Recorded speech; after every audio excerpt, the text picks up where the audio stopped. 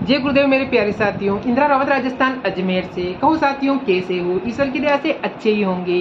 प्यारे साथियों, अभी कुछ टाइम पहले पिछली 27 अगस्त को हमारे यहाँ पे एक बहुत बड़े महात्मा आए थे, जो कि हमें सत्संग सुनाने के लिए बहुत दूर से आए थे। तो यहाँ पे बहुत बड़ी सत्संग हुई थी और हम सभी लोग वहाँ पे गए थे। तो उन्होंने वहाँ पर हमें बहुत ही अच्छी अच्छी ज्ञानवर्धक, मोटिवेशनल और आध्यात्मिक हमारे को ईश्वर के बारे में कहानियाँ सुनाई थी। उन्होंने सच्ची कहानियाँ सुनाई थी और सच्चे अनुभव उन्होंने हमारे साथ शेयर किए थे।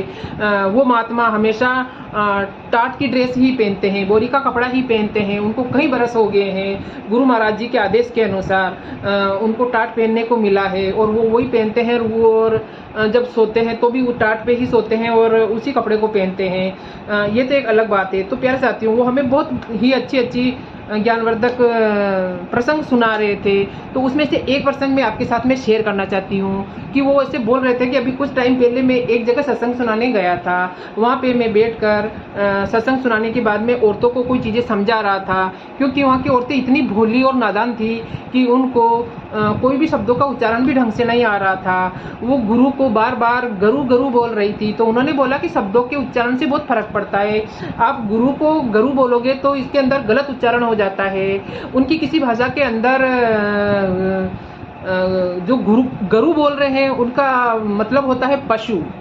तो इस प्रकार उनको समझा रहे थे और कुछ प्रार्थनाएं वगैरह समझा रहे थे। और उसके बाद में उन्होंने बोला कि जैसे ही सत्संग खत्म हुई तो उन सभी ने सोचा कि इनके पाँव छू लेते हैं। तो वो जैसे ही उन महात्मा के पास में पाँव छूने लगी तो वो कुछ औरतों का ऐसी बोलने की आदत होती है, तो ऐसे बोलने लगी, प्रणाम आपके खुरों को। क्योंकि उनके अंदर इतना दिमाग ही नहीं है। उनके पाँव के प्रणाम करने की जगह उन्होंने उनको ऐसे बोल दिया कि प्रणाम आपके खुरों को। तो ये सुनकर महात्मा जी बहुत अचंभित हो गए कि इनको तो बहुत ही ज़्यादा शिक्षा की ज़रूरत है। तो उन्होंने उनको समझाया कि आप क्या बोल रही हो, आपको मालूम भी है अगर कोई भी महात्मा है, कोई भी गुरु है, उनके चरणों को आप छूते हुए उनको खुर बोल रहे हो। क्योंकि आपकी भाषा में तो वैसे देखा जाए तो जानवरों के जो पाँव के खुर वो होते हैं उनको खुर बोलते हैं, पाँव के जो नीचे के जो हिस्से होते हैं उनको खुर बोलते हैं। तो उन्होंने बोला कि ये बहुत गलत बात है, अगर तुम इस प्रकार के उच्चारण करोगे तो तुम नरक में जाओगी। लेकिन मेरे प्यारे दोस्तों, आगे की बात सुनिए कि वो इतनी भोली और इतनी नादान औरतें थी कि स्वर्ग और नरक के बारे में भी नहीं जानती थी। तो जैसे ही महात्मा ने उनको बोला कि इस प्रकार बोलोगे तो सीधा नरक में जाओगी, तो उन्होंने बोला, इतनी भोली कि उन्होंने बोला कि हे महात्मा, हम जैसों का कहाँ ऐसा भाग्य है कि हम नरक में जाएं। नरक में तो आप जैसे लोग ही जाएंगे।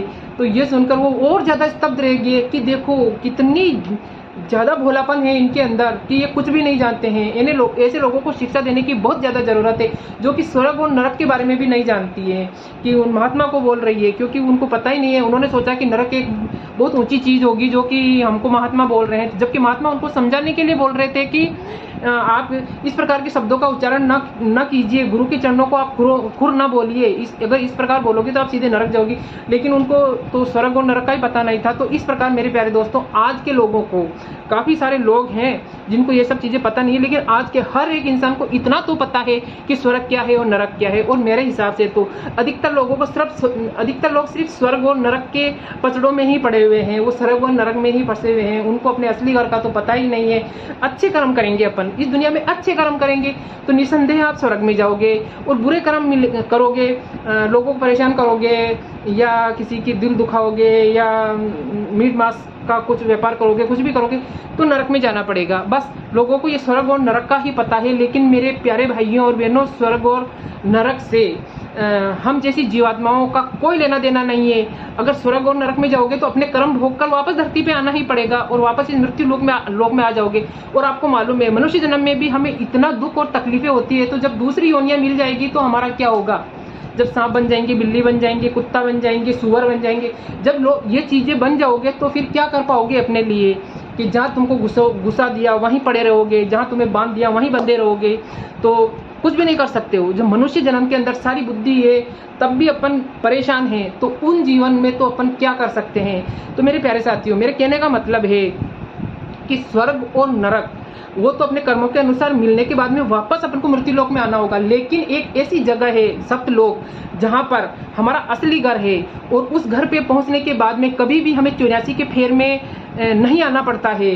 तो ये चीज़ें हर व्यक्ति को समझने की ज़रूरत है कि एक स्वर्ग और नरक के अलावा एक असली घर है सतलोक, जहाँ से हम किसी कारणवश यहाँ पे आए हैं और हमारे मनुष्य जन्म बनने का यही एकमात्र कारण है। मनुष्य जन्म मिल गया है तो हमें अपने असली घर जाने की तैयारी करनी चाहिए, क्योंकि असली घर पहुंचेंगे तभी हमारी जीत होगी। वरना मनुष्य जन्म अगर अपन हार गए और एक बार मनुष्य जन्म चूक गए और अपन मनुष्य जन्म हमारा खत्म हो गया, तो जो दूसरी योनियां मिलेगी कभी भी हम अपने असली घर नहीं पहुंच पाएंगे और 84 के फेर में पड़े रहेंगे। तो मेरे प्यारे साथियों, मेरे कहने का मतलब है कि असली चीज को पहचानिए, स्वर्ग और नरक से ऊपर की बात को सोचिए, सच्चे घर की बात को सोचिए। और सच्चे घर पहुंचने के लिए सिर्फ गुरु की आवश्यकता है, और गुरु जब आपको मिलेंगे और आपको नाम दान देंगे और उसी का जाप करके, और कुछ भी नहीं करना, कहीं जाने की जरूरत नहीं है।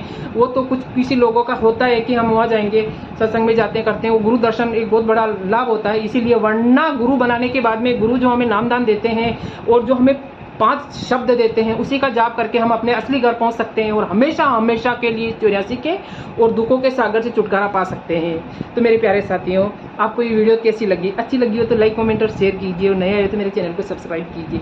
जय गुरुदेव। इंदिरा रावत, राजस्थान, अजमेर।